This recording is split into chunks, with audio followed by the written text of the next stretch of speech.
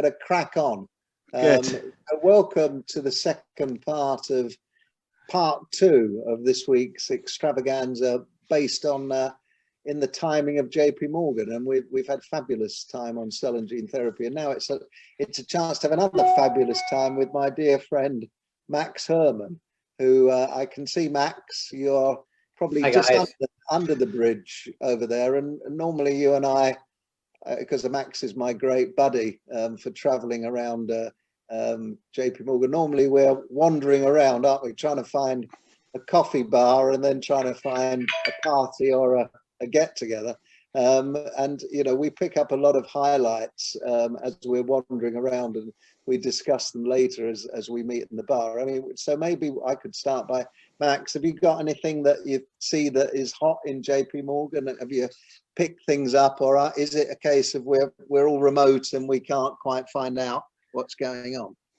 Well, it's definitely very different from normal JP Morgans, virtual, because you don't get the opportunity to talk to people in the street and see how they're, you know, how's your JP Morgan going, and get the feedback from there. And obviously JP Morgan has expanded to way beyond the Union Square event itself into multiple other events going on at the same time, and evening parties and stuff like that. So it is very different, and finding out what's going on is more about what a company's doing than it is about the back chat in the cafes and stuff. So I would say there is different feelings from different people, and it depends what perspective you have. So I spoke to some of the guys who organize peripheral events, so not the JP Morgan event, but others around that, and they've said, because you've had a lot of webinars and Zoom meetings, it's been really easy to do Zoom meetings without traveling. There's been a high proportion of meetings happening like that. So they said that their number of meetings were down. They were about 80% of what they would normally be. So people like, you know, the Trout Group and Lifestyle Advisors have found it less well attended in terms of number of meetings. But then I talked to our banker at Stifel today, and he was absolutely full of enthusiasm for kind of the best JP Morgan ever from his perspective, in terms of there's people wanting to do things. Basically, people want to. There's a real positive can-do attitude from both investors and from companies, and certainly in terms of fundraising, there is a lot of money out there, and we've seen already San Biotech on the road. They raised $700 million privately last year. They're now looking to raise, it seems like a trivial amount now, $150 million in the public markets. Just announced their brand IPO. What's their technology, Max? What is that? What are they? So where is Sandbio? I had actually noted that, because I don't know them myself. It's a cell and gene therapy company spun out of Harvard Tech, so very, very appropriate for the group today. When you talk to your banker, did he get a sense? Is it because, I mean, it's like a super bubble that is now open, or you know, the world is open now? What was his? Well, we saw this last year, that for life sciences, I think what happened last year was life sciences has come very much, well, you know, into vogue. And fundraising, you know, there's a lot of liquidity around, a lot of capital around, partly due to quantitative easing. I think that's flowing through into, you know, bond rates, and bonds are rates are very low, so they're very unattractive. So people are putting money into equity. That's why we've seen the equity markets really strong. When the equity markets are really strong, people are looking at new opportunities, new ideas, and because of COVID, and who's addressing COVID? Well, it's healthcare. Healthcare is seen as the place to be, There's a huge amount of money raised last year, and I'm sure this year will start the same as we see with San Biotech kicking off early on. I think we'll see.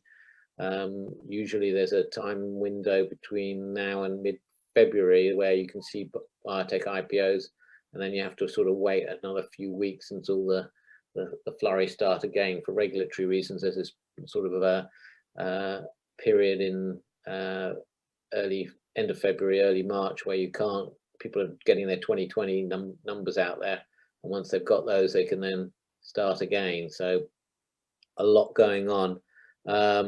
What he also said was that investors are struggling to deploy capital. So what you've got here is a lot of people looking to raise money and a lot of people looking to invest money, and it's a perfect scenario for fundraising. But we've heard this before, and it's always that there are those who are positioned for the perfect raise, and then there are those who still are scuffing around at the bottom of the sandpit. I mean, is this there's going to be more big? Are we going to see bigger companies in America? Are we going to see big investment, great big companies, life science companies in the US with lots of cash? New pharma companies, I mean, really. Yeah, obviously San Biotech it clearly shows a couple of things. It shows firstly that cell and gene therapy is very much in the mainstream from an investor's perspective, and then secondly, with the $700 million raise, it shows you that investors are prepared if the technology is exciting and the management has got strong credibility. I think it's the ex CFO of Juno, I think it is, who's the CEO there. He's he's got obviously strong credibility, and then people are prepared to back with a very significant amount of money. So that's not changed. I think Moderna was pretty much that when it first came into fruition, and I think it took a few years, but didn't BioNTech do quite a few very big raises in the private markets before it did its IPO? So don't know if it's a change, but it's certainly a phenomenon in the US. So was there anything else that was hot in your conversation? Well, that's the themes that came out from the banker. Other themes that I'd talk about is clearly M&A has been weak. I think Graham, you mentioned it in your invitation to me that, or in general, that I was bound to mention the Kymab deal, Sanofi 1.1 billion. I think that's noticeable, isn't it? That is the biggest deal we've seen. So that tells us something, that actually perhaps COVID has meant M&A is more challenging. I definitely have heard that over the course of 2020, is that, okay, it's okay if you're going to buy a product, but if you want to buy a company and you need to know the people and you need to know, more about the nuts and bolts of a business, it's really hard to do without kicking the tires. And so those type of deals aren't happening, and that's what we're seeing now, few and far between. One area I think we did see a real hot appetite during 2020 was obviously in the antibody, again, a bit like the Kymab area, but ADCs and bispecifics. So, really big deal with Immunomedics, and also big Velbios with the acquisition from Merck of that. So you've seen, that area being really hot. So I think M&A is more muted than pure equity raising, as partly because of COVID. I think I'm going to, because of time, I'm going to start bringing Mike and Sue in to discuss as well. Let me just say one more thing, because there's a bit of a theme, and this is my main theme, which hit off with Monday, and I think BioNTech and Moderna also bring this theme in, is that we have a new modality, which is RNA, and RNA has now come into full vogue. It's either the siRNAs through Alnylam, or you have, as I say, the Moderna and the BioNTech delivering mRNAs, but mRNA as a therapeutic modality is now a next key modality. You had small molecules, you had biologicals, you then had antibodies. Now you've got RNA therapeutics. So that's a big theme. You saw Alnylam on the Monday ahead of the, well, pretty much ahead of the start of JP Morgan announce they've got 4 therapeutics now approved. They're planning over the next 5 years to bring 2 more therapeutics through to market. So they'll have 6 by the end of, by 2025, with a massive pipeline of products with 10 late stage assets by 2025. So that's the big change. Fantastic, Max. Absolutely fantastic. How life changes. Yes, I know. How life Tony and I have quite a lot of affinity for RNA. Yeah, how life changes with fashion. Now, and bringing in Mike. Thanks, Max. You're a great man. I mean, Mike and Sue. Welcome to Mike and Sue. I think most of you know Mike and Sue. I mean, just bringing you in with our dear friend Max. What Mike, from your perspective, picking up on the gossip from JP Morgan, anything to add? Well, you know, to point out, as Max said, that JPM normally is the time when people are sort of saving up their big announcements. So, you know, in recent years, we wake up on the Monday morning and find out that, you know, Bristol Myers is going to spend $73 billion on Celgene. This week, it's been pretty quiet. I mean, the biggest deals, the Kymab deal was obviously with Sanofi, and the CEO of Sanofi has sort of said that, you know, they're looking to seek, you know, more partnerships to, you know, access gene therapy tools and cell-based therapies. So it kind of ties in very nicely with the conversation that went on earlier. But, you know, what was interesting was that there doesn't seem to be the sort of big appetite for the mega mergers. It seems to be bolt-on. So you're Boehringer signing the deal with Anara Bio. It's worth about $1 billion. So, you know, Bristol Myers, the CEO there, basically sort of said that, you know, they're looking at mid-sized bolt-on acquisitions. Yeah, Amgen is going to use its balance sheet to become an active deal maker. So it did a deal with another British company, Evoke, not a British company, Evoke Therapeutics, $240 million. Anara Bio is the British company. The biggest deal, and it was announced kind of like on the eve of JPM, was in fact, you know, the Novartis in licensing tislelizumab from Beijing. I'm as bad at pronouncing monoclonals as Boris Johnson. Yes. But yeah, but that was a 650 million up front, but there's a potential of 2.2 billion. But it's an interesting sort of switch in the sort of Novartis strategy. So we got that, but then you've got someone like AbbVie who are facing a massive patent cliff with Humira going off patent in the States in 2023.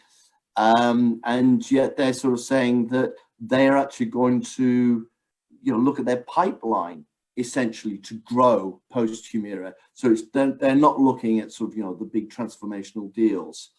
Other things, we saw Lilly put out some interesting data around Alzheimer's, so that got everybody excited about the amyloid hypothesis and questions. Is this good news for Biogen or is it bad news for Biogen? Gilead, so there was a lot of news around COVID. So people were interested in what, you know, Pfizer BioNTech was saying, what Moderna was saying. J&J provided some sort of COVID-19 vaccine updates. J&J is hoping it's going to do something soon. Gilead has basically done very, very well with remdesivir. The CEO sort of basically saying that 1 in 2 COVID-19 hospitalized patients have received remdesivir, so that's become a sort of a blockbuster for the company. And then when it comes to sort of the financing, EQRX, which is this company that's basically got a mission to develop cheaper drugs. It raised $500 million. And the one thing that was notable was that there's no consensus around drug pricing. So you've got Johnson & Johnson sort of saying that everybody, all the stakeholders have got to get involved in the discussions, whether it's it's government or it's companies or it's the healthcare providers. Ken Frazier from Merck sort of saying actually it's not that such a big deal, and yet Lilly, David Ricks from Lilly is saying it is a big deal, and in fact the industry needs to show some leadership. So I think that the problem that we have is that there's been a lot of sort of transactional activity, but I'm not really sure whether we've really sort of seen the kind of excitement and energy that people sort of absorb while they're at JPM, and then coming back and sort of hitting the ground running. That's maybe they'll have more energy coming out because they wouldn't have travelled so much. But I think that the sort of the potential energy that you acquire at JPM can then be translated into kinetic energy. Okay, so people have got more stamina probably over the next few weeks, but have they been inspired by that sort of accidental collision where they've had a conversation with somebody and it's just sparked? Can I bring in Sue? I mean, Sue, I'm looking at time and I'm thinking, Sue, how do you think the image of the pharma industry has been impacted by, well, pharma and biotech and life sciences by this the year we've just had, Sue? Well, I mean, I think the main thing is, if we can't make this the best year for making life sciences count, and the general public, whether they're just reading newspapers or investing, really appreciate the value that our industry has to add, then we don't deserve to be in our jobs. So I think there's been various barometers showing that the reputation of pharma and biotech and life sciences has gone up, and the appetite to understand a little bit behind the science has gone up. And there was a nice report from the BIA at the beginning of this week that showed in the UK where perhaps getting institutional investors into the sector has traditionally been a bit harder, that actually there's been a lot of quite substantive institutional investors, perhaps some of them generalists, coming to the sector. So I think that leaves us with two things really. I think it leaves us with, we must use that strong positive reputation and the sense that science will save us.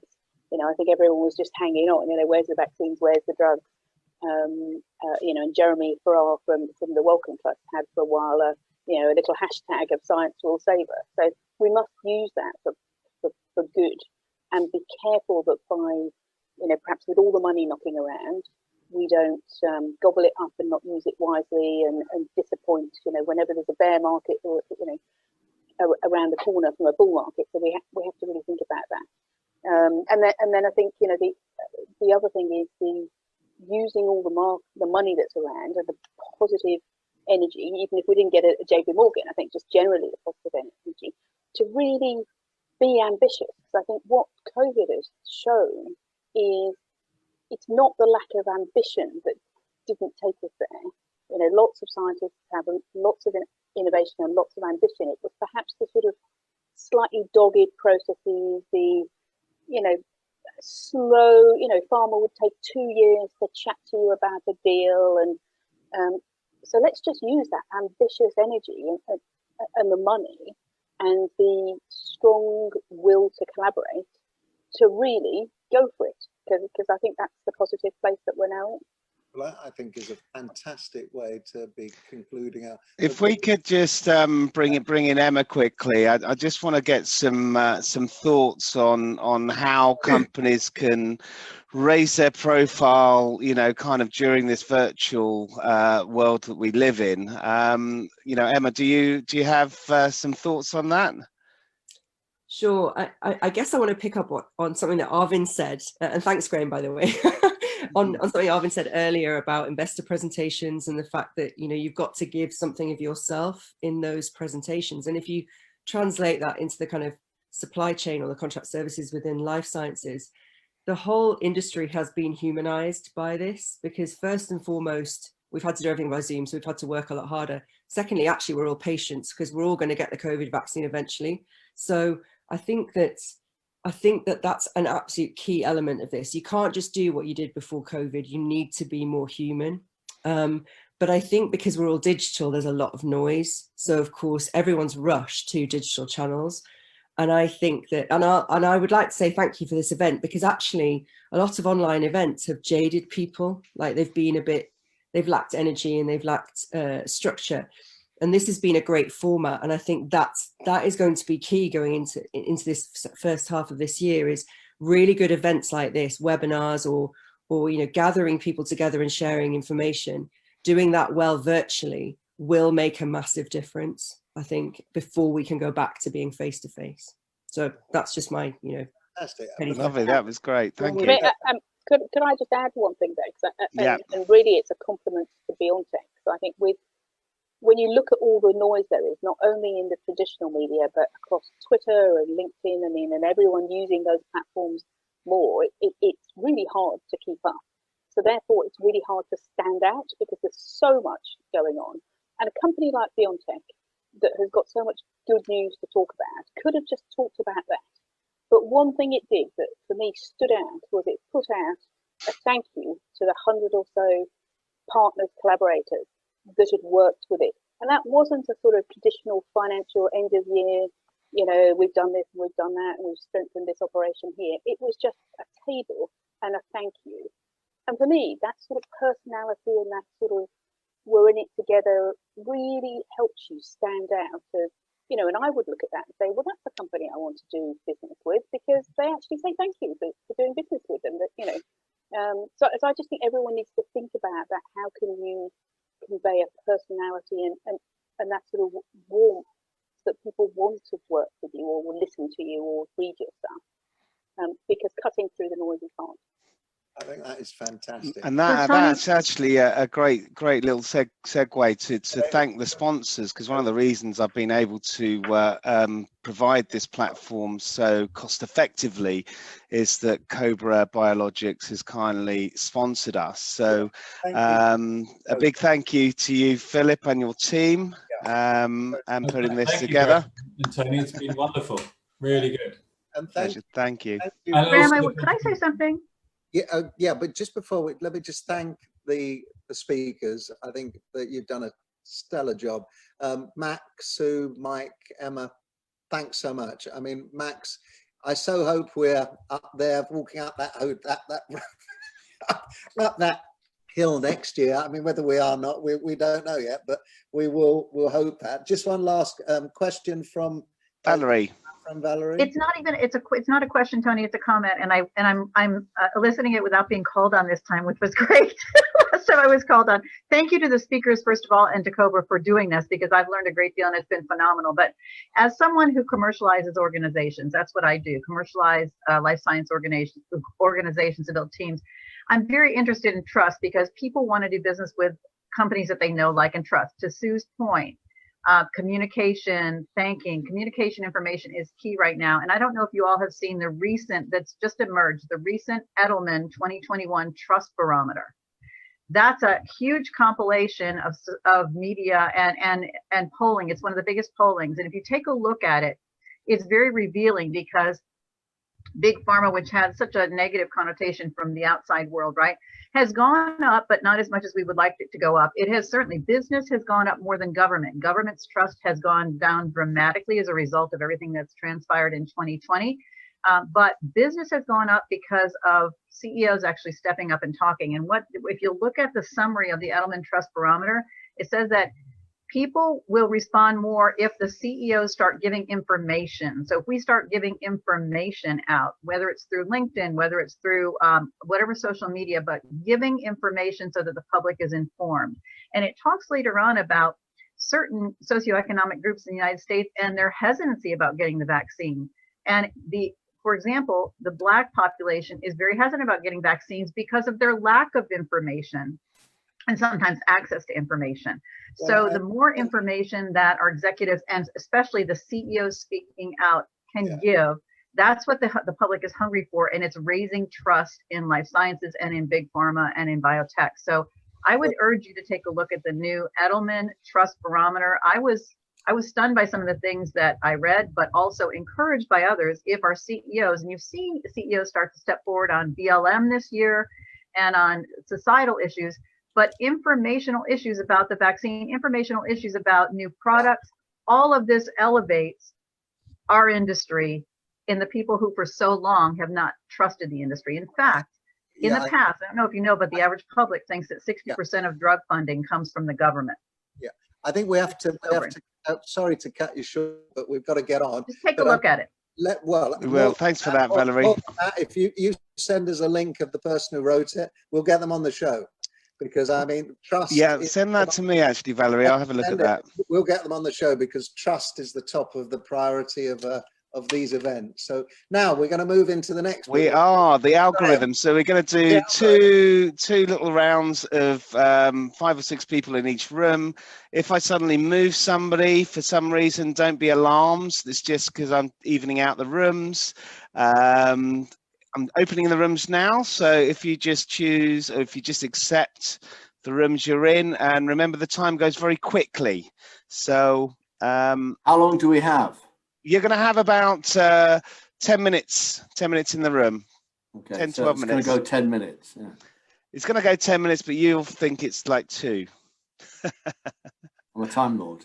Yeah, well, that's it. You are the Time Lord. But last time you're like, that was nowhere near 10 minutes. And it's like, yeah, it was. Okay.